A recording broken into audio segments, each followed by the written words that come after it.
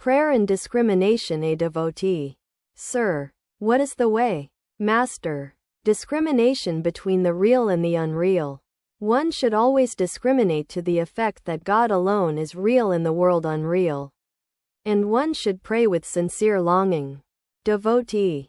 But, sir, where is our leisure for these things?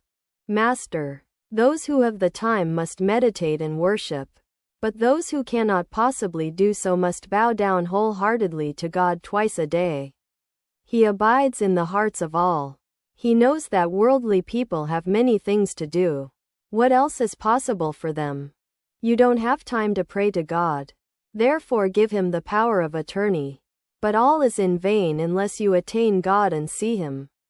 Another devotee. Sir, to see you is the same as to see God. Master. Don't ever say that again.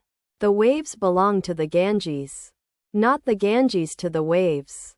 A man cannot realize God unless he gets rid of all such egotistic ideas as, I am such an important man, or, I am so and so.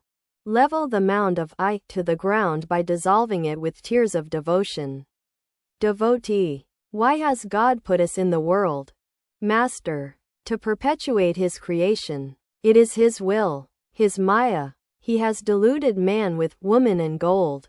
Devotee. Why has he deluded us? Why has he so willed? Master. If but once he should give man a taste of divine joy, then man would not care to lead a worldly life. The creation would come to an end. The grain dealer stores rice in huge bags in his warehouse. Near them he puts some puffed rice in a tray. This is to keep the rats away. The puffed rice tastes sweet to the rats and they nibble at it all night. They do not seek the rice itself.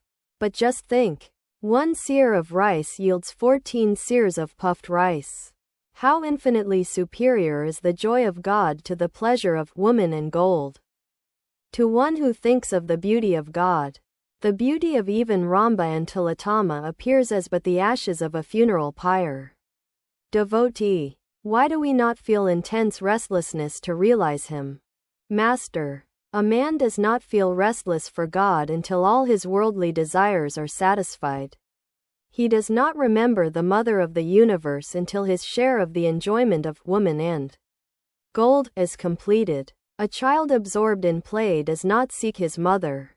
But after his play is over, he says, Mother, I must go to my mother. Ride's son was playing with the pigeons, calling to them, Come, tea, tea. When he had had enough of play he began to cry. Then a stranger came and said, Come with me, I will take you to your mother. Unhesitatingly he climbed on the man's shoulders and was off. Those who are eternally free do not have to enter worldly life. Their desire for enjoyment has been satisfied with their very birth. At 5 o'clock in the afternoon Dr. Madhusudan arrived. While he prepared the bandage for the master's arm, Sri Ramakrishna laughed like a child and said, You are the Madhusudan of both this world and the next. Dr. Madhusudan, smiling, I only labor under the weight of my name. Quote,